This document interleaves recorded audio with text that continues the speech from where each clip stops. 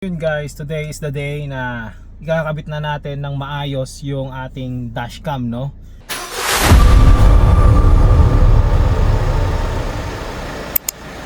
Kasi kung makikita ninyo, laging may nakalaylay dyan, no? Ayan, cord ng dashcam to, no? Ayan. Tsaka ilalagay na din natin yung nandun sa likod. Good luck sa akin kung paano ko gagawin. Meron naman ako ng mga napanood sa YouTube kung paano. So, samahan nyo ako. At kung may mali man akong gawin, paki-comment down below na lang. Pa-like, follow, and subscribe na din sa lahat ng mga matutulungan itong video ko in the future. Peace! Guys, pakita ko lang pala. Bumili kasi ako ng USB to USB mini. So, ayoko kasi nito yung stock na power supply ng camera. Nababalkihan kasi ako tsaka ang dumitignan kapag yan yung ginamit.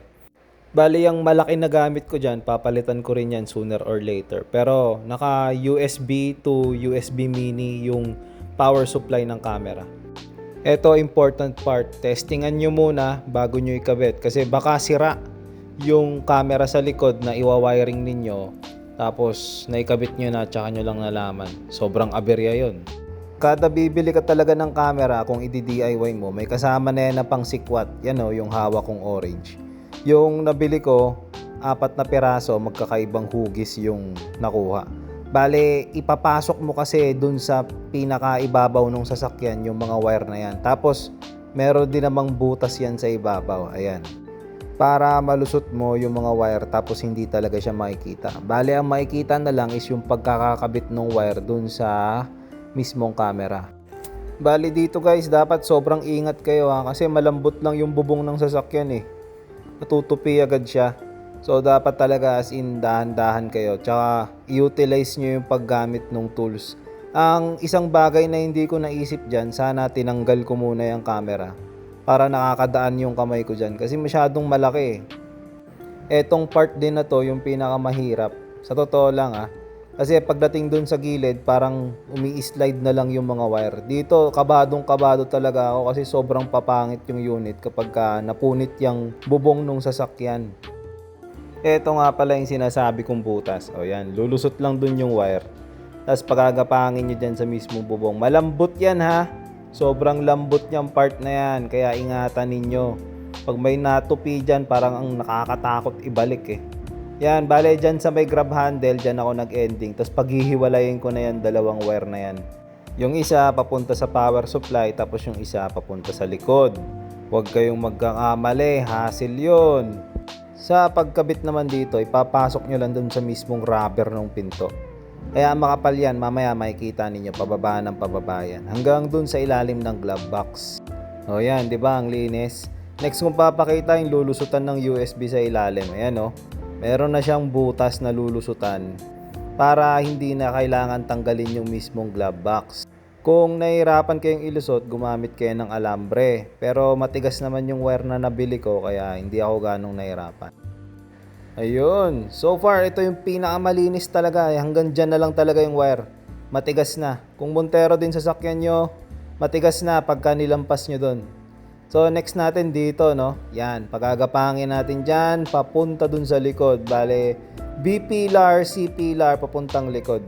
Eto, sobrang dali na part, suksok ka lang ng suksok Tapos pagdating mo naman dyan sa B pillar, malambot lang siya ipasok. Tapos gagamitan mo lang ng tools talaga para safe yung pinakabubong ng sasakyan natin.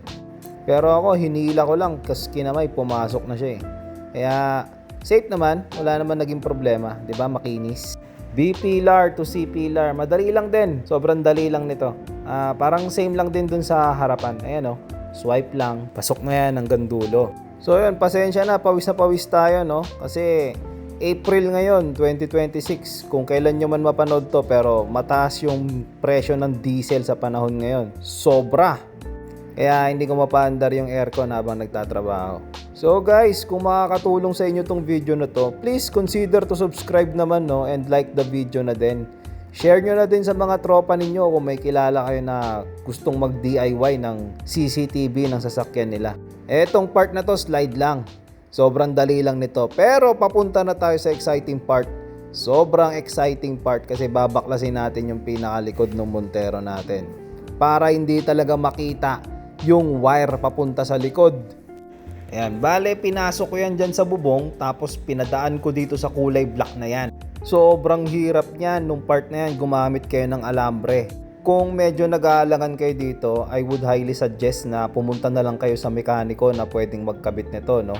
Kasi dito talaga dumugo yung damdamin ko, sobrang hirap. Lalo na hindi naman ako eksperto sa pagbaklas ng mga fairings or interior ng sasakyan. Pero dahil makulit ako, so ayan, nabaklas ko. Mahirap nga lang, pero napadaan ko yung wire dyan. Ayan o, di ba ang linis tignan?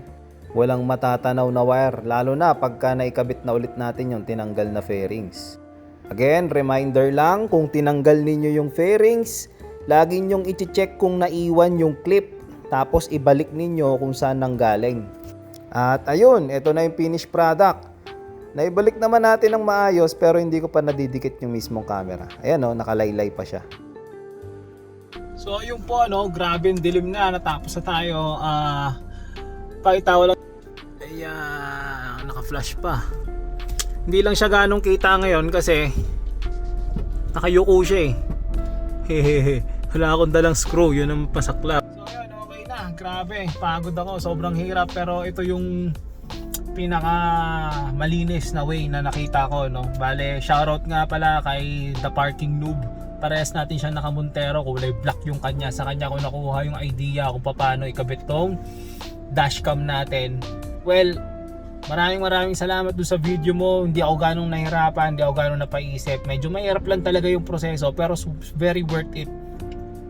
So yun, sa lahat na nanonood, like, follow, subscribe. Share nyo lahat to sa mga tropa nyo. Share nyo lahat to sa mga kabarkada ninyo na merong Montero or kahit hindi Montero na may plano magkabit ng dashcam. Sobrang linis nung way na pagkakabit natin. So yun, hanggang dito na lang.